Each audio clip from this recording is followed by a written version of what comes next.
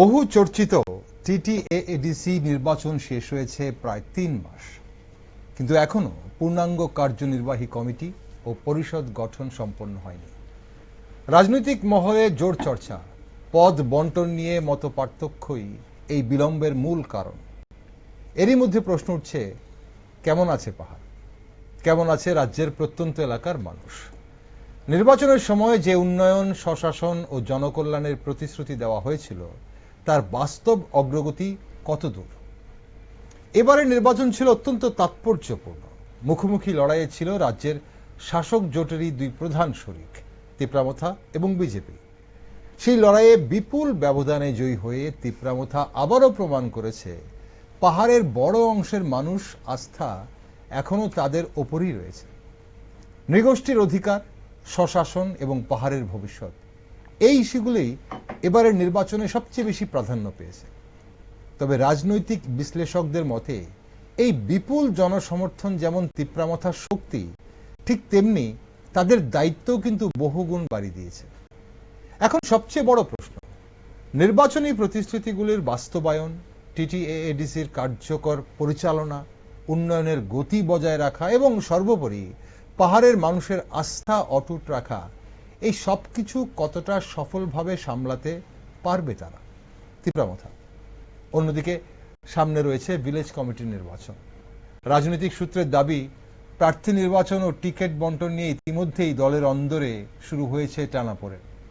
এই পরিস্থিতি কি আগামী দিনের পাহাড়ের রাজনীতিতে নতুন কোন সমীকরণ তৈরি করতে পারে, নাকি তিপ্রামথা তাদের সাংগঠনিক শক্তি আরো সুসংহত করতে সক্ষম হবে? পাহাড়ের বর্তমান বাস্তবটা কি? উন্নয়নের চিত্র কতটা বদলেছে? রাজনীতির আগামী দিনের দিশা কোন পথে? এইসব গুরুত্বপূর্ণ প্রশ্নের উত্তর খুঁজতেই আমাদের আজকের এই বিশেষ টকশো। নমস্কার, আমি দীপেন আর আপনারা দেখছেন নিউজ ভ্যানগার্ড। এডিসির হাল হকিকত নিয়ে একটি আলোচনায় আজ আমার সাথে রয়েছেন তিপ্রামথা নেত্রী তথা এমডিসি গীতা দেববর্মা। ম্যাডাম, স্বাগত আপনাকে অনুষ্ঠানে। নমস্কার ম্যাডাম, অনেক কিছু জানার আছে আপনার কাছে, কিন্তু তার আগে নির্বাচনের পর আপনার সঙ্গে অনুষ্ঠান হয়নি, আপনার সঙ্গে আমার সাক্ষাৎও হয়নি, তবে শুভেচ্ছা আপনাকে। এমডিসি নির্বাচিত হয়, আপনাকে শুভেচ্ছা। ৩ মাস পেরিয়ে এডিসিতে গেল, এখনো নির্বাচন হয়েছে, ফলাফল ঘোষণা হয়ে গেছে, এডিসিতে এখনো পূর্ণাঙ্গ যে কার্যনির্বাহী কমিটি গঠন হয়নি। এর ফলে কি প্রশাসনিক সিদ্ধান্ত, উন্নয়নমূলক কাজ ব্যাহত হচ্ছে না? এর বিলম্বের প্রকৃত কারণ কি? এডিসিতে চলছে কি? প্রথমে দীপেন বাবু, আপনাকে অসংখ্য ধন্যবাদ আমার তরফ থেকে এবং আমাদের তিপ্রামথার তরফ থেকে, এন্টায়ার এডিসির তরফ থেকেও আপনাকে অসংখ্য ধন্যবাদ। আপনি যে প্রশ্নটা এখন করেছেন সেটা খুবই ভাইটাল, যে এখনো ৩ মাস পার হওয়ার পরেও, রেজাল্টের পর ৩ মাস পার হওয়ার পরেও কেন আজকে পর্যন্ত পরিষদীয় গঠন করা হয়নি, সেটা শুধু আপনার কাছে না, সবার কাছে প্রশ্নটা রয়ে গেছে। আপামর জনগণ এটা জানতে চাইছে। তো সেক্ষেত্রে আমি বলবো, এমন ইতিহাসের এমন কোনো ঘটনা নেই যে ইলেকশন কাউন্টিং হওয়ার পর, সংখ্যাগরিষ্ঠতা লাভ করার পর যে পরিষদীয় বা সেরকমটা গঠন করা হয় না, হবে না, এরকম কোনো ঘটনা নেই। এটা হবে, সময় এলেই সবকিছু হয়ে যাবে। এখন আমাদের পার্টির সিদ্ধান্ত, সেটা মহারাজও শরীর অসুস্থ ছিল, উনিও আন্ডার ট্রিটমেন্টে আছে, সবকিছু সময় মতো হয়ে যাবে। সেটা নিয়ে মাথা ব্যথা করার বা বেশি চিন্তা ভাবনা করার একটা কারণ আছে বলে আমি মনে করি না, সেটা হবেই। এখন আপাতত আমাদের সিএম আছে আর একজন ইএম আছে। যে ইএম আছেন উনি শ্রী শ্রদ্ধেয় সিকে জমাতিয়া, ওনার কাছে 3টা দপ্তর আছে, আর বাকি দপ্তর সিএম এর হাতে আছে। কোনো নির্বিঘ্নেই, কোনো বাধা বিপত্তি ছাড়াই যে দপ্তরগুলি আছে তারা সেটা মেনটেন করছে, সবকিছু কাজ ঠিক মতো হচ্ছে।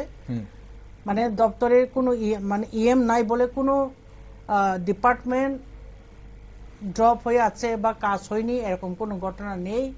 এডিসিতে ভালোই আছে। একদিকে আপনি যেটা প্রথমে বললেন যে পাহাড় কেমন আছে, সে পাহাড়ের মানুষ কি রকম আছে, সেটা যদি আমরা বিভিন্ন প্যারামিটারে যদি আমরা পরিমাপটা করি, তাহলে এক কথা আমি বলবো এস এ পলিটিশিয়ান হিসাবে বা এস এ এমডিসি হিসাবে আমি বলবো যে পাহাড় এখনো আমাদের পলিটিক্সের ব্যাপারটা যদি বলি, এখনো তীব্রামথা যথেষ্ট স্ট্রং আছে।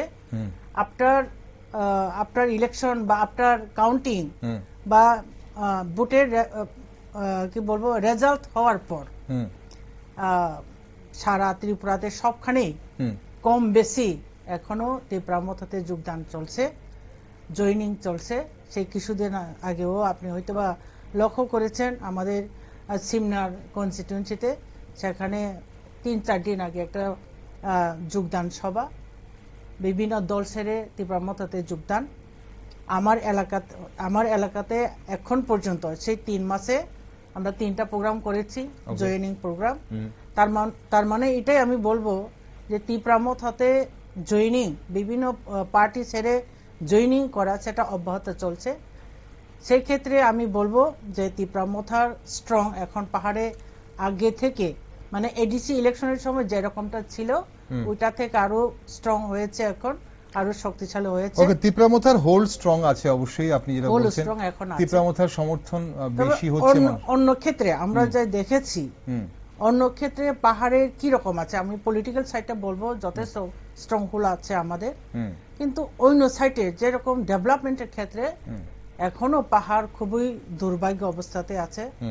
সেটা আমি নিশ্চয়ই স্বীকার করব এবং বলবো, কারণ আফটার এমডিসি হওয়ার পর আমি বিভিন্নখানে আমার এলাকা পরিদর্শন করতে গিয়ে, বা শুধু আমি না, আমার মতে যারা এমডিসিরা রয়েছে তাদের যে পরিদর্শনের যে ফেসবুকের আপলোড করা হয় বা সোশ্যাল মিডিয়াতে যে আপলোড করা হয়, সেটাতে দেখি বিভিন্ন, বলতে গেলে সারা ত্রিপুরার রাস্তাঘাট সেই রকম ভালো পজিশন এখনো নেই।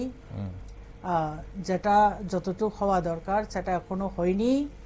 সেটা কিভাবে করা যায় সেটা নিয়ে আমাদের চিন্তা ভাবনা।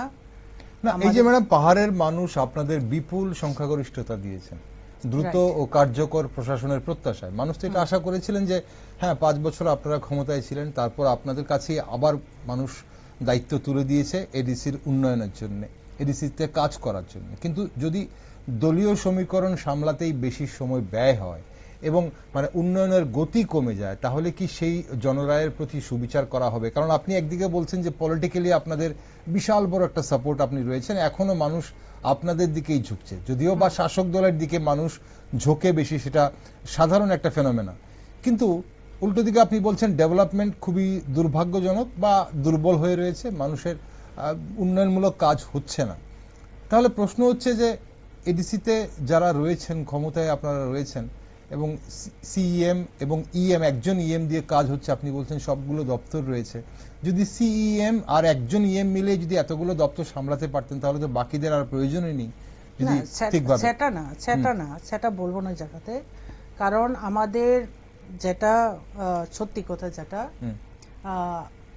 কাউন্টিং এর পরে যখন আমাদের এস এ সিএম হিসাবে যখন রুনেল দেববর্মা মহাশয়কে যখন মহারাজ বা আমাদের দলীয়গতভাবে আমরা চুজ করলাম, সিদ্ধান্ত নিলাম, তখনই বরাবর আমাদের রাজ্যপালের কাছে আগে যেখানে 10 জন ছিল পরিষদীয় কমিটি, সেখানে 12 জন করার জন্য আমরা একটা লিখিত ওনার কাছে জমা দেওয়া আছে। এটা যখন হবে তো হবেই, এটা তো কোনো সন্দেহ নাই। তো আমি যেটা বলতে চাই ওখানে, সেটা হচ্ছে যে পাহাড়ের উন্নয়নের দিকটা এখনো যেরকমটা আমরা চাইছি সেই জায়গাতে আমরা এখনো বুঝতে পারিনি। কারণ আমি এবং অন্যান্য এমডিসিরা যাদের পরিদর্শনের সময় আমরা যা মানে চিত্রটা দেখলাম, যেটা তুলে ধরলাম, সেটা এখনো খুবই দুর্ভাগ্য অবস্থায় আছে। আপনি সেই রাস্তাঘাট থেকে শিক্ষা, রাস্তা, জলের অবস্থা, তারপরে আপনার সেই ইলেকট্রিক বা কারেন্টের যে বিদ্যুতের যে ব্যাপার, এগুলি এখনো মানুষের কাছে এখনো যতটুকু হওয়া দরকার সেটা করতে পারেনি। হয়তোবা যে কোনো একটা কারণে সেটা এখনো সেই অবস্থায় আছে। আমার যতটুকু মনে হয় সেখানেও সেই আমাদের এডিসিতে অল্প বিস্তর ফান্ডের জন্য বোধহয় সেই প্রবলেমটা আছে। আমি এমডিসি হওয়ার পর আপনার বিভিন্ন দপ্তরের সঙ্গে যখন ডিস্ট্রিক্ট লেভেল ব্লক লেভেল যখন মিটিং হয়, বিভিন্ন ডিপার্টমেন্টের সঙ্গে যখন বসি, তখন বারবার এই প্রশ্নগুলি আমি করে থাকি, কেন এগুলি এখনো এই প্রবলেমের মধ্যে হচ্ছে, কেন সেই অসুবিধা এখনো আমরা ঘাটতি এখনো পূরণ হয়নি, এই সমস্ত ব্যাপারগুলো এখনো তুলতে হচ্ছে আমাদের। আচ্ছা, তো সেক্ষেত্রে এডিসি কে যতটুকু ফান্ড দেওয়ার কথা সেটা হয়তোবা না হওয়াতেই এডিসির তরফ থেকে সেটা মানে পরিপূর্ণ করা সম্ভব হয়নি। তবে যতটুকু লিমিটেশনের মধ্যে, লিমিটেড ফান্ডের মধ্যে এডিসি গভর্নমেন্ট যথেষ্টভাবে চেষ্টা করে যাচ্ছে কিভাবে মানুষের এই অসুবিধাগুলিকে দূর করা যায়, কিভাবে তাদের প্রবলেমসগুলিকে সলভ করা যায়।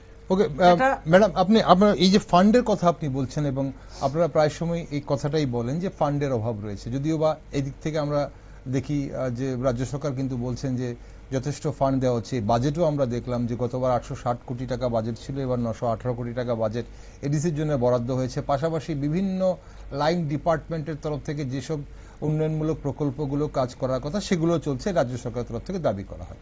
এখন প্রশ্ন হচ্ছে, বিরোধীরা এখানে একটা প্রশ্ন তুলছেন বা এখন সেটা নতুন করে সার্কুলেট হচ্ছে যে একটা সময় আমরা দেখতাম 25 বছরে বাম আমলে তখন কেন্দ্রীয় বঞ্চনা বলে একটা কথা থাকতো, যে কেন্দ্র সরকার টাকা দেয় না, কেন্দ্র সরকার টাকা দেয় না, তার জন্য রাজ্যের উন্নয়ন হয় না। অথচ একইভাবে কিন্তু তখনকার সময় বামফ্রন্ট বলছে যে এডিসিতে ব্যাপক উন্নয়ন তারা করেছে, তারা চাকরি দিয়েছে, তারা রাস্তাঘাট করেছে, তারা বিভিন্ন ইনফ্রাস্ট্রাকচারাল ডেভেলপমেন্ট করেছে, এই বলে বামফ্রন্ট থেকে দাবি করা হয়। এখন দেখা যায় কন্ট্রাডিক্টরি আপনাদের সঙ্গে, যে আপনারাও বলছেন এদিক থেকে ফান্ড দেয় না, তার জন্য আপনারা ডেভেলপমেন্ট ওয়ার্ক করতে পারছেন না। তাহলে কি তাহলে আপনারাও এটা মানছেন যে 25 বছরে ওই সময়টাতে এডিসিতে ডেভেলপমেন্ট হয়েছে, এখন হচ্ছে না? যেটা বলার বাহুল্য এখানে যে 25 বছরের যে অপূরণীয় যে ক্ষতি বা আনডেভেলপ যেটা রয়েছে, সেটাকে ডেভেলপ করতে একটু টাইম তো লাগবেই। সেই ক্ষেত্রে যতটুক দরকার সেরকম ফান্ডটা তো এডিসি গভর্নমেন্ট পাচ্ছে না। এবারও হয়তো আপনি দেখবেন মাত্র 9.18 crore মাত্র এবারও এডিসির জন্য বরাদ্দ। হ্যাঁ, 918 কোটি টাকা এবার বাজেট হয়েছে এবার বরাদ্দ। তো এই টাকাও মানে আমি বলবো সেই এডিসি এরিয়ার জন্য এই টাকাও যথেষ্ট না। আমাদের এডিসি কে যদি আজকের ডেটে যদি আজকের মতন করে যদি আমরা উন্নত করতে যাই, এটা ডাবল দিলেও হয়তোবা সম্ভব হবে কিনা খুব সন্দেহ। কারণ এডিসি এলাকাতে ঢুকতে যে মেন রুটটা আছে সেটার কোনো প্রবলেম নেই। আমি বলছি ওই জায়গাতে যে village to village main route থেকে যে ভিতরে ঢুকার যে রাস্তাগুলি এখনো খুবই খারাপ অবস্থায় আছে, সেগুলি করার জন্য যথেষ্ট ফান্ডের দরকার। তো এটা রাজ্য সরকার যদি রাজ্যকে উন্নয়ন করতে যায়, রাজ্যকে যদি উন্নয়ন করার কথা যদি রাজ্য সরকার ভেবে থাকে, তাহলে থ্রু এডিসি না হয় through block, district wise, block wise সেটাকে ডেভেলপ করা খুবই দরকার বলে আমি মনে করি। ওকে, আপনারা প্রায় সময় এটাই বলেন, এটা বলা বাহুল্য যে আপনারা সবসময় এটাই অভিযোগ করেন যে সরকার সহযোগিতা করছে না বা আপনারা যথেষ্ট ফান্ড পান না। আপনি এক্ষুনি যেটা বললেন যে 918 কোটি টাকা এটা পর্যাপ্ত নয় এডিসির উন্নয়নের জন্য, যদি এই ফান্ডটা ডাবল করা হয় তারপরেও হয়তো বাকি কাজগুলো করা সম্ভব হবে। এই 918 কোটি টাকার মধ্যেও সবটি কিন্তু উন্নয়নের টাকা না।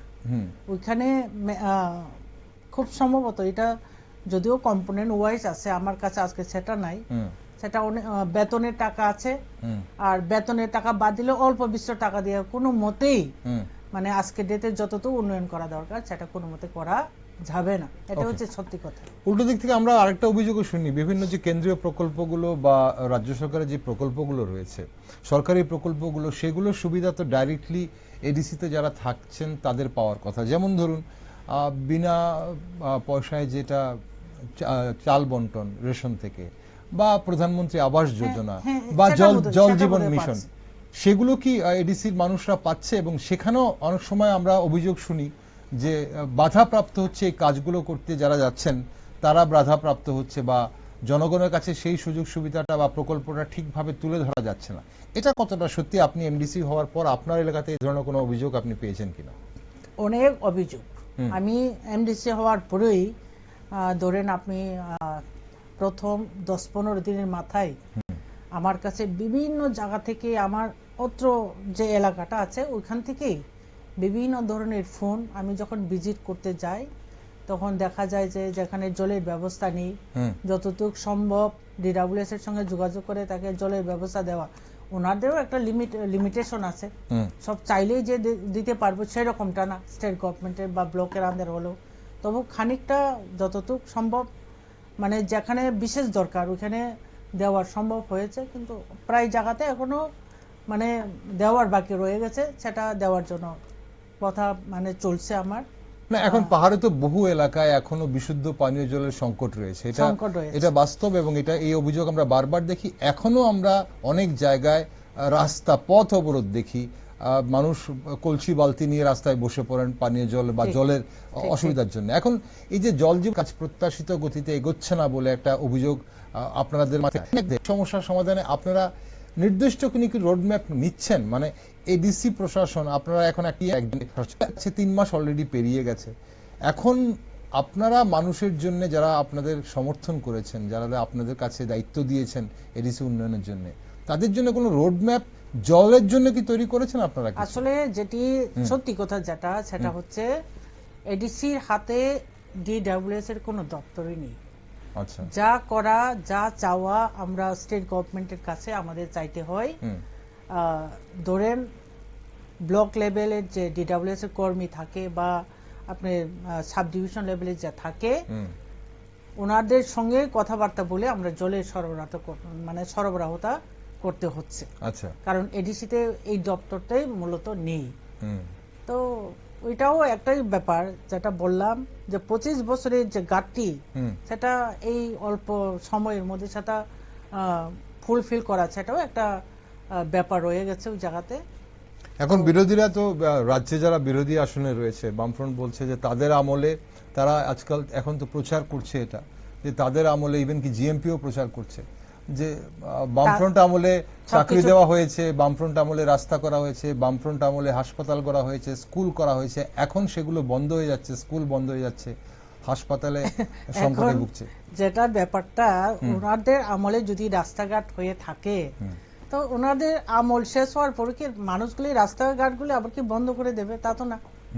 যদি জলের সুব্যবস্থা তখনই হয়ে থাকে তাহলে আমরা সেরকম চিন্তা করার কোনো বিষয়ই নাই। যদি রাস্তাঘাট হয়ে থাকে তাহলে এখন রাস্তাঘাটে কথা বলার আমাদের কোনো প্রয়োজনই পড়ে না। এখন তাদের আমল শেষ বলে কি মানুষ রাস্তাঘাট বন্ধ করে দিয়েছে এমন তো না। তো তারা কথাতে বললেই তো হয় না। না, আসলে রাজ্যটাকে শেষ করে গেছে যে 25টা বছর, 25টা বছর শেষ করে গেছে বলেই তখনের যে মানে এত ঘাটতি, এত অভাব, এত প্রবলেম, সেটা এই অল্প 5 বছর বা 10 বছরের মধ্যে সেটা পূরণ করা কিছুতেই সম্ভব হচ্ছে না, আমি যতটুকু মনে করি।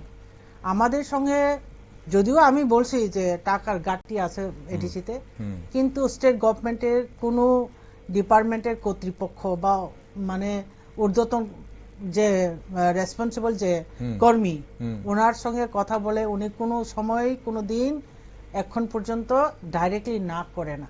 আচ্ছা, ওনাদেরও বিভিন্ন সমস্যা আছে, তার জন্যই সে কাজগুলি করে দিতে পারছে না, সেই রকম অজুহাতটা আমরা মোটামুটি পেয়ে থাকি এখন।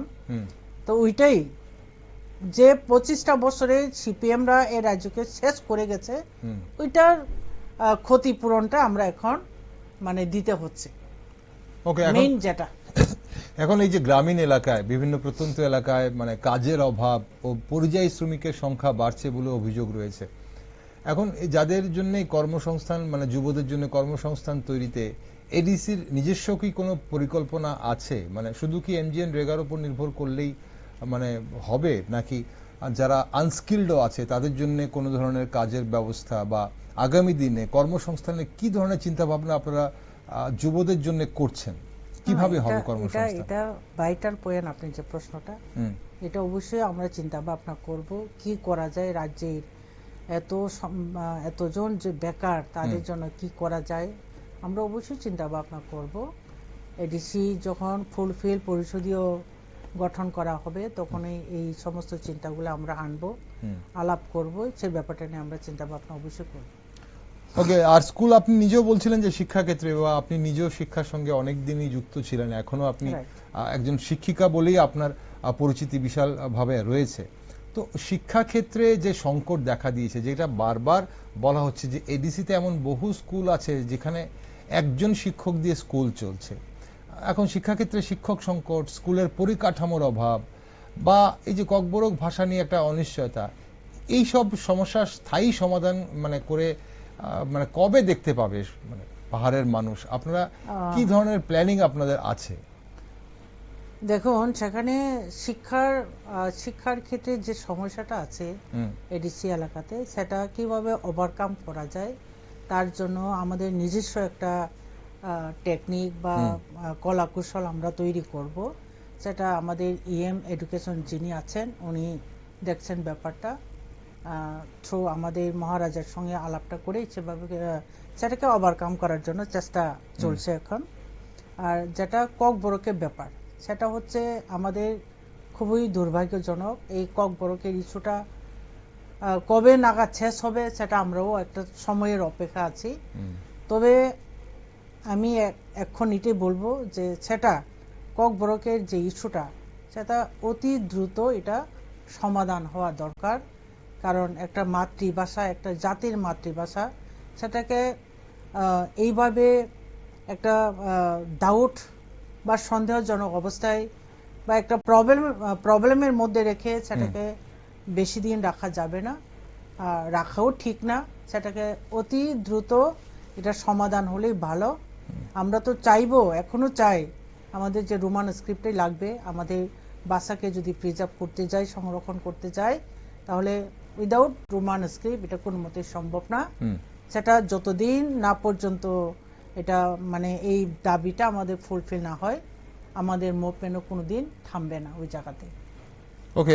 দাবির জন্য আপনাদের মুভমেন্ট থামবে না, এবং আপনাদের যে বিভিন্ন দাবিগুলো রয়েছে বা বিভিন্ন যে ইস্যুগুলো আপনারা রেজ করেছেন, সেগুলো নৃগোষ্ঠীদের উন্নয়নের জন্য বলেই পাহাড়ের মানুষ বা নৃগোষ্ঠী অংশের মানুষ আপনাদের সমর্থন করেছে, এবং আপনারা এডিসিতে একটা ল্যান্ডস্লাইড ভিক্টরি পেয়েছেন। কিন্তু বিরোধীরা এখানে অভিযোগ করছে যে এই যে 3 মাস হয়ে গেল আপনাদের এখনো কমিটি গঠন করা হলো না, উন্নয়নের জন্য বরাদ্দ যে অর্থের যে মানে যথাযথ ব্যবহার হচ্ছে না, এবং টেন্ডার ও প্রকল্প বাস্তবায়নে স্বজন পোষণের একটা অভিযোগ রয়েছে, আগেও ছিল, তার জন্য আগের 5 বছরে আগের আমলে মানে যেটা হয়েছে, আপনাদের 5 বছরে সেটা কোনো কাজই হয়নি। এই অভিযোগের জবাবে আপনাদের কি বলার আছে যে যে বাস্তবায়নে কি স্বজন পোষণের মানে প্রকল্প বাস্তবায়নে কি স্বজন পোষণের কাজ কি চলছে? তাহলে আসলে বিরোধীরা যেভাবে কমপ্লেন আকারে বা যেভাবে আপত্তিকর কথাবার্তাগুলি যেভাবে তুলে, সেটা কোনো মতেই গ্রহণযোগ্য না। সেটা তারা বলবেই, তাদের কাজ তো বলা। এখন একটা কথা আমি ওইখানে এড করতে চাই যে তাদের যে অভিযোগটা, আপনি সঠিক পথে চলেও তাদের অভিযোগটা থাকবে, বেকা পথে চলেও তাদের অভিযোগটা থাকবে। কারণ তারা এটাই মনে করে যে তারা বিরোধী হলে শুধু সদলীয় বা যারা রুলিং পার্টিতে থাকবে তাদের সমালোচনা করাটাই তাদের কাজ। তারা শুধু এতটুকু জানে। কোনো সময় কোনো দিন তারা যারা শাসক দল তাদের কাজের কোনো দিন প্রশংসা তারা করবে না। ভালো কাজ করলেও তারা বিরোধিতা করবেই, খারাপ কাজ করলেও তারা বিরোধিতাই করবে। তাদের কাজ হচ্ছে ওইটাই। তার জন্য তারা বলুক তাদের মনের মতো, তাদের ইচ্ছা মতো বলুক, তাতে কিছু আমাদের আসে যায় না। আমাদের টার্গেট হচ্ছে আমাদের রাজ্যকে ডেভেলপ করা, এন্টায়ার এডিসি এলাকায় ডেভেলপ করা। সেটাকে কিভাবে করা যায় সেটা একটা টেকনিক আমরা খুঁজে বের করব, আর অবশ্যই করব। কেন করব না? কারণ মানুষের আশা ভরসা এখন সব তিপ্রা মথার উপর। তো সেই প্রত্যেকটা তিপ্রা মথার একজন লিডার, এই একজন লিডারকে আমাদের জনগণ ফোনের মাধ্যমে বা অ্যাপ্লিকেশনের মাধ্যমে দাবি করতে হয় না, আমি যতটুকু জানি। কারণ আমরা সব জানি তাদের ডিমান্ডগুলি কি আছে। আমাদের এন্টায়ার সোসাইটি ত্রিপ্রাসাদের কি প্রবলেমস আছে, এই Tripura Motha each and every leader তাদের জানা আছে। কার কি লাগে, কোন জনগণের কি লাগে, কার চাকরি লাগে, কার কাজের দরকার, কার আয়ে মানে ইনকাম সোর্সের দরকার, এটা সব আমরা অক্ষরে অক্ষরে জানি। কারণ আমরা অ্যাটাচ আছি তাদের সঙ্গে। ইভেন প্রত্যেকটা পরিবারের সঙ্গে, মানে যদি বলতে হয় তাহলে পরিবারের সঙ্গে আমরা ডাইরেক্টলি যোগাযোগটা আছি। কোন পরিবারের কি লাগে সেটা আমাদের জানা আছে। কিন্তু সেই সমস্যাগুলো সমাধান হবে কি করে? মানে আপনারা বলছেন মানুষের দাবি আপনারা জানেন, বা মানুষের কি কি প্রয়োজন সেটা আপনারা জানেন, এবং আপনারা একদিক থেকে আবার উল্টো দিক থেকে বলছেন যে ফান্ড নেই, বা ধরুন আপনারা ক্ষমতায় আছেন কিন্তু মানে এখন আপনাদের কাছে মানুষের উন্নয়ন করার জন্য যা প্রয়োজন সেটা নেই। তাহলে মানুষ কিসের জন্য আপনাদের সমর্থন করলো এবং প্রত্যাশাটাই বা কিভাবে পূরণ হবে? মানুষের যে আশা আকাঙ্ক্ষা কিংবা তাদের যে অভাব অভিযোগগুলি আমরা জানি বলে আমরা তাদের সঙ্গে অ্যাটাচ হতে পেরেছি, তারাও আমাদের সঙ্গে অ্যাটাচ হয়েছে। তার জন্য আমাদের মানে বিশাল পরিমাণে একটা সাফল্য আমরা পেয়েছি এডিসি ইলেকশনের সময়। তো সেই তাদের অভাব অভিযোগগুলিকে ওভারকাম করার জন্যই আমাদের পার্টিকুলার সেন্ট্রাল গভর্নমেন্টের নিকট আমাদের একটা দাবি, সেটা হচ্ছে ত্রিপ্রাসা অ্যাকর্ড। এটা আপনিও জানেন, সারা ত্রিপুরার মানুষ জানে ব্যাপারটা। সেই ত্রিপ্রাসা অ্যাকর্ডের জন্য আমরা এখন এই দাবি মহারাজা সঙ্গে যে অ্যাকর্ড করেছে সেন্ট্রাল গভর্নমেন্ট এবং স্টেট গভর্নমেন্ট, ত্রিপাক্ষিক যে চুক্তিটা হয়েছিল, সেই দাবিটাই হচ্ছে মেইন। তাছাড়া এই ত্রিপাক্ষিক বা ত্রিপ্রাসা অ্যাকর্ড বাদেও আমাদের যে 125th যে অ্যামেন্ডমেন্ট করার যে কথা, সেটা এখনো কেন আটকিয়ে আছে তার জন্য আমাদের কথা বা আমাদের বয়েস রেজ আমরা করতে চলেছি, করে যাচ্ছি। তো সেটাকে না হলে হয় না। এই যে ত্রিপ্রাসা অ্যাকর্ড এবং 125th অ্যামেন্ডমেন্ট বিল, সেটা না হলে কোনো দিন আমাদের এই যে ত্রিপ্রাসাদের যে দাবি বা সমস্যা, সেটা কোনোদিন সমাধান করা যাবে না। ওইখানে আমাদের কি কি যাবতীয় লাগে সেটা সম্পূর্ণরূপে উল্লেখ করা আছে। আমাদের ফান্ড ওইখানে মেনশন করা আছে যে ডাইরেক্ট ফান্ড আমাদেরকে লাগবে, আমাদের ল্যান্ড রাইটস আমাদের লাগবে। আমাদের আপনারা কি এই যে ত্রিপ্রাসা অ্যাকর্ডে কি কি লেখা আছে বা কি কি আপনারা চেয়েছেন, কোন কোন জায়গায় এই বিস্তারিত কি আপনারা জনসমক্ষে সেটাকে মানে প্রেজেন্ট করেছেন? সেটাকে অনেকবার বিভিন্ন সভা সমিতিতে, মিটিং এ, জনসভা এটা মানে তুলে ধরা হয়েছিল যে কি কি আছে ওইখানে। মেইনলি যে পয়েন্টগুলি আছে সেটা না হলে আমাদের ত্রিপ্রাসাদের কোনোদিন উন্নয়ন করা সম্ভব হবে না। সেগুলির মধ্যে আছে আপনার ল্যান্ড রাইটস, আপনার ডাইরেক্ট ফান্ড। ওকে, না land rights, political rights, cultural rights সেগুলো তো অবশ্যই আছে, কিন্তু মানে ডাইরেক্টলি আপনারা কি কি ধরনের দাবিগুলো করছেন, আর ডেডলাইন কি কোনো কিছু আছে? ধরুন একটা আন্দোলন আপনারা বলছেন যে এটার জন্য এই ইস্যুগুলোতে তো আপনারা আন্দোলন করছেন বা আপনারা দাবি করছেন, কোন ডেডলাইন কি আপনাদের আছে যে এই ডেডলাইনের মধ্যে না হলে আমরা এই করব বা সেই করব? কারণ আপনারা দাবি করে যাচ্ছেন, মানুষ এটাকে আপনাদের সমর্থন করছে দাবিটা, কিন্তু এটা কতদিন চলবে? মানে এটা কি বছরের পর বছর বা যুগের পর সেটা যে আমাদের দাবি সেটা ছিল সেন্ট্রাল গভর্নমেন্টের কাছে। সেটা আসলে শুধু নর্থ ইস্টের এই যে ত্রিপুরা রাজ্যে ত্রিপ্রাসারাই দাবি প্রথম করেছে তা না। নর্থ ইস্টের বিভিন্ন স্টেটের সঙ্গে বিভিন্ন সম্প্রদায়ের কাছে সেটা দাবি করা আছে। সেটার কোনো ডেড লাইন এখনো নেই। আমরা যতদিন সেই দাবিটা না হয় আমরা আন্দোলন করে যাব। আচ্ছা, আমরা সেটা আদায় করার জন্য চেষ্টা করব। আর সেই দাবির সঙ্গে বা দাবিকে নিয়ে কোনোদিন এই ত্রিপ্রামতা কম্প্রোমাইজ করবে না, যতটুকু মনে করি। ওকে, এখন প্রায় বলা হয় বা আপনারা বলেন যে রাজ্য সরকারের পর্যাপ্ত সহযোগিতা না পাওয়ায় উন্নয়ন ব্যাহত হচ্ছে, আপনি কিছুক্ষণ আগে বলছিলেন এখানে। এখন কিন্তু মানুষ এটা জানতে চান যে মানে কোন সমস্যাগুলো সত্যি অর্থের অভাবে আটকে আছে আর কোনগুলো প্রশাসনিক সক্ষমতার মানে প্রশ্ন। ধরুন আপনি বললেন জলটা, কোন সমস্যাগুলি, হ্যাঁ টাকার জন্য স্পেসিফিক কোন কোন জায়গায় উন্নয়নটা আটকে রয়েছে, এবং আপনি যেটা বললেন যে জলের জন্য তো সেখানে তো ফান্ড সমস্যা নয়, কারণ জল আপনাদের হাতে নেই, আপনাদের ডিডব্লিউএস এর কোনো দপ্তর নেই। তো জলটা এখান থেকে বিভিন্ন প্রকল্পের যে জলের যে কাজগুলো সেগুলো হবে, সেখানে তারপর মানুষ জল পাবে। এছাড়া স্পেসিফিক্যালি যে কোন কোন সমস্যাগুলো সত্যি আটকে রয়েছে অর্থের অভাবে? অ্যাকচুয়ালি উন্নয়নের মাপকাঠি যেটা, সেটা প্রথম আমরা চিন্তা করা দরকার। সেটা হচ্ছে উন্নত মানের রাস্তাঘাট, মানুষের জীবনযাত্রার যে এই যে জলের অবস্থা তো আর বললাম না ওইখানে। মানুষের সমাজের যেটা ব্যাকবোন, আমাদের সোসাইটির যে ব্যাকবোন, সেটা হচ্ছে ইউথ, তাদের কর্মসংস্থান, শিক্ষা ব্যবস্থা, জনগণের ইনকাম সোর্স করে দেওয়া, কাজের সংস্থান। এগুলি যদি আমাদের পরিপূর্ণতা না পায়, তাহলে কোনোদিন কোনো জাতিকে ডেভেলপ করা যাবে না। এই সমস্ত দিকগুলি প্রায় প্রত্যেকটাই আমাদের কাছে এটা অভাব হয়ে রয়েছে, এখন ঘাটতি আছে। আচ্ছা, আপনি রাস্তাঘাটের কথা বলুন, যেটা বললাম, আপনি মেন রুট বলবো না আমি জায়গাতে, যেমন আপনি আগরতলা থেকে খুমলং যাওয়ার রাস্তা যথেষ্ট, এটা মোটামুটি চলে, কিন্তু খুমলং থেকে ভিলেজ টু ভিলেজ ঢোকার যে রাস্তাগুলি, সেটা খুবই খারাপ, যেটা প্রথমে বললাম। ওকে। আর শিক্ষা ক্ষেত্রেও একই অবস্থা। শিক্ষার ক্ষেত্রে পরিকাঠামোগুলি খুবই, মানে কি বলবো এটাকে, খুবই নিম্নমানের এখন। যেটা স্কুল বিল্ডিং যদি থাকে তাহলে ওখানে টিচার নেই, টিচার থাকলেও স্টুডেন্ট নেই, কোনো সামঞ্জস্যতা নেই, এখন এই অবস্থায় আছে। সেটাকে এক জায়গায় নিয়ে আসা একটু টাইম তো লাগবেই।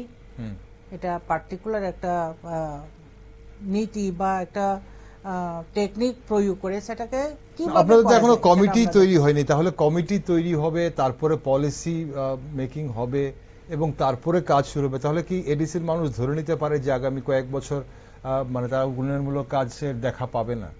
আসলে সেটাও এখন আমরা পলিসি করলাম, সবকিছু ঠিক করলাম, কিন্তু সেক্ষেত্রেও যদি আমাদের চাহিদা মোতাবেক যদি আমাদের ফান্ড না থাকে, তাহলে সেটাও এই অবস্থায় থেকে যাবে। ওকে, সামনে ভিলেজ কমিটির নির্বাচন, এখন দলের অন্দরে টিকিট নিয়ে টানাপোড়েনের খবর মানে ইতিমধ্যেই শোনা যাচ্ছে।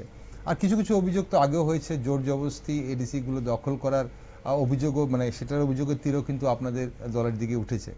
তো এতে কি মানে সাংগঠনিক ঐক্য ও প্রশাসনিক কাজে প্রভাব পড়ার আশঙ্কা কি থাকে না? মানে আপনাদের সমস্যা কি হচ্ছে এই মুহূর্তে? না, এক কথা আমি বলবো, বিসি ইলেকশনকে নিয়ে বা টিকিট না হয়, টিকিট অথবা ক্যান্ডিডেট, এরকম নিয়ে কোনো কারাকারি বাগাবাগি দলীয় কুন্দন, সেটা এখন পর্যন্ত, আজকে পর্যন্ত আমার চোখে পড়েনি। এক কথা আমি বলবো, সেরকম কুণ্ডল আমাদের মধ্যে নেই। কারণ আমাদের মধ্যে যে মহারাজার যে ইনস্ট্রাকশনের যে ডিসিশনগুলি যাবে, সেটাই হচ্ছে লাস্ট কথা। আচ্ছা, তো ওইটা নিয়ে এখন পর্যন্ত বা আজকে পর্যন্ত কোন রকম দলীয় কুন্দল বা কারাকারি এই সমস্ত পরিস্থিতি এখনো নজরে পড়েনি। ওকে, এখন এটা আপনি বলছেন দলীয় কোন্দল আপনাদের নজর পড়েনি, কিন্তু এই যে নিচুতলার যারা কর্মীরা রয়েছেন তাদের বা অনেকেই আশা রাখছেন এই মুহূর্তে বিসিতে ওনারা কোনো একটি টিকিট পাবেন, পদে পাবেন, এবং তার জন্য বিভিন্নভাবে কৌশল চলছে।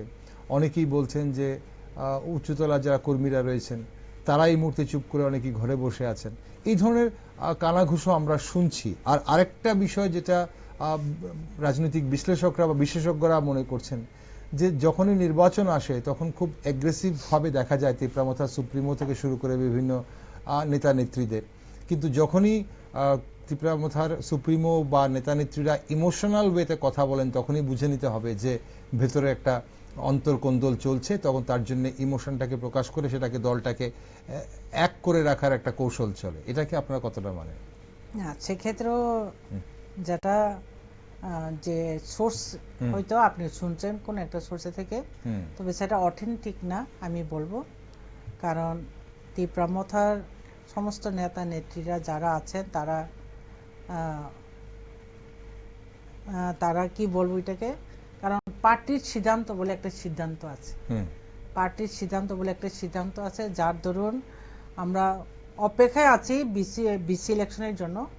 কিন্তু যে মাত্র ইলেকশন ডিক্লেয়ার হবে, আমাদের ঠিক সারিবদ্ধভাবে পার্টির সিদ্ধান্ত মোতাবেক আমরা ক্যান্ডিডেটগুলি সিলেক্ট করব, তা নিয়ে কোনো আমাদের সমস্যা হবে না। ওকে, এডিসি নির্বাচনে আমরা দেখেছি শাসক শরিকের সঙ্গে আপনাদের ভীষণ টানাপোড়েন, একে অপরের বিরুদ্ধে আপনারা লড়াই করলেন। আপনারা 24টি, ওরা বিজেপি 4টি আসনে জয়লাভ করেছে। এখন রাজ্য প্রশাসনে একসঙ্গে আপনারা রয়েছেন, সেখানে একসঙ্গে আপনারা বিধানসভায়ও আপনারা যাচ্ছেন, তো সেখানে কোনো ধরনের অসুবিধা হচ্ছে এই মুহূর্তে?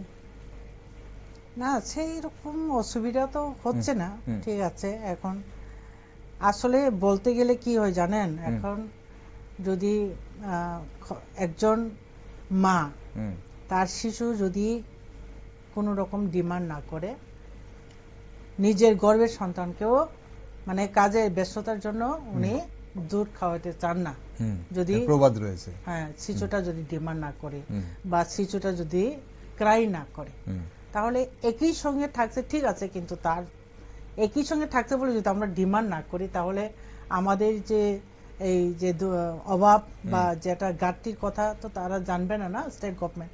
তো একসঙ্গে থাকার পরেও আমাদের ডিমান্ডগুলি বা আমাদের চাহিদাগুলি বা আমাদের চারটার অফ ডিমান্ড, পলিটিক্যাল ডিমান্ড বা আমাদের যে সামাজিকতার যে ডিমান্ড, সেগুলিকে আমরা বরাবরই তাদের রিমাইন্ড করে দিতে লাগে, বা আন্দোলনের মাধ্যমে বা যে কোনো একটা আমাদের কি বলবো সেটাকে আপনারা দাবি রাখেন, নিয়মিত একটা দাবি রাখছেন, বিভিন্ন দাবির মাধ্যমে তাদেরকে সজাগ করতে হয়। এবং এটাও ঠিক যে শিশুটা ক্রন্দন করার সঙ্গে সঙ্গে মা দুধ খাওয়ার সেটাও না। আচ্ছা, ওনারও একটা নির্দিষ্ট পার্টিকুলার সময়ে মাও জানে কখন দিতে হবে, মাও জানে কখন খাবার দিতে হবে, ঠিক। তো ওই রকমটাই চলছে বলে আমি মনে করি। একদিকে আমাদের একই সঙ্গে সরকার চালাচ্ছে, পার্টনার হিসাবে কোয়ালিশন সরকার আছি, ত্রিপুরা মত এবং বিজেপি গভর্নমেন্ট, তার মধ্যেও আমরাও চাইতে হচ্ছে বিজেপির তরফ থেকে আমাদের দোষারোপ করতে হচ্ছে, টাকা চাইতে হচ্ছে, সবকিছু। তো ওইভাবেই থাকবে, ওইভাবে আমাদের আপনারা একসঙ্গে আছি, ওইভাবে আমাদের আস্তে আস্তে আমাদের দাবিগুলো পেয়ে যাবে বলে আমি আশা রাখি। ওকে, এখন আমরা এডিসি নির্বাচনের আগে দেখলাম একে অপরের বিরুদ্ধে আপনারা তোপ দাগছেন, বিভিন্ন অভিযোগ করেছেন। এখন আপনারা বলছেন যে সরকারে তো আছেন, তবে দাবি মানে বাচ্চা যেরকম না কানলে মা দুধ দেয় না, ঠিক সেভাবে আপনারাও দাবি রাখছেন।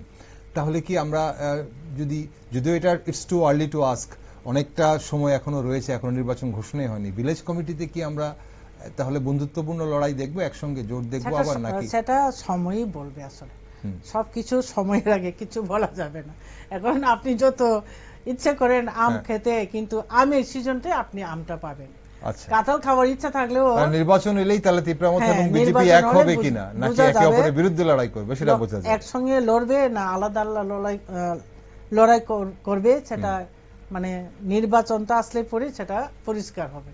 আচ্ছা, সেটা সময়ের আগে কিছু বলা যাচ্ছে। ওকে, এটা শেষ প্রশ্ন। ত্রিপুরা এডিসি নির্বাচনে তো বিপুল জনসমর্থন পেয়েছে, আসছে এখন এই যে এখনো কার্যবাহী মানে কমিটি আপনারা তৈরি করতে পারলেন না, 3 মাস হয়ে গেল, আরো কতদিন পর তৈরি করবেন সেটাও মানুষ জানে না।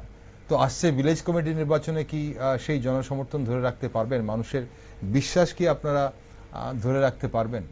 অবশ্যই পারবো, কেন পারবো না। আমি বললাম না, আমাদের ইলেকশন হওয়ার 3 মাস পর এখন বিভিন্ন জায়গাতে আমাদের জয়নিং প্রোগ্রাম হয়ে গেছে অলরেডি, এখনো চলছে।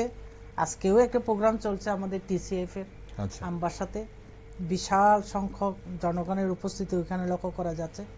তো আমাদের স্ট্রং যথেষ্ট আছে, আমরা বিসি ইলেকশনেও যথেষ্টভাবে আমরা সাকসেসফুল হব এই আশাটা রাখি।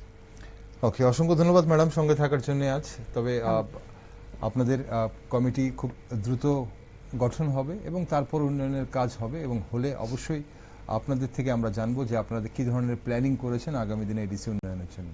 আজকের জন্য অসংখ্য ধন্যবাদ। দর্শক বন্ধুরা, বিভিন্ন সময়ে মানুষের সাথে, পাহাড়ের মানুষের সাথে কথা বলে আমরা যা বুঝি, পাহাড়ের সহজ সরল মানুষ কোনো রাজনৈতিক সংঘাত কিন্তু চায় না। তারা চায় উন্নয়ন, শান্তি এবং মর্যাদার সঙ্গে বেঁচে থাকার অধিকার। বিশুদ্ধ পানীয় জল, উন্নত স্বাস্থ্য সেবা, ভালো রাস্তা, মানসম্মত শিক্ষা ও কর্মসংস্থান, এসবই তাদের ন্যায্য দাবি। জনগণ তাদের রায় দিয়েছেন, এবার সেই রায়ের মর্যাদা রক্ষা করার প্রতিশ্রুতি বাস্তবায়নের দায়িত্ব কিন্তু ত্রিপুরামথার জনপ্রতিনিধিদের। কারণ শেষ পর্যন্ত রাজনীতির সবচেয়ে বড় সাফল্য ক্ষমতায় নয়, মানুষের জীবনে ইতিবাচক পরিবর্তন আনা। তাই টিটিএডিসির উন্নয়নের গতি প্রকৃতির দিকে নজর থাকবে আমাদের। আর আপনারা সব গুরুত্বপূর্ণ খবর দেখার জন্য চোখ রাখুন শুধুমাত্র নিউজ ভ্যানগার্ড।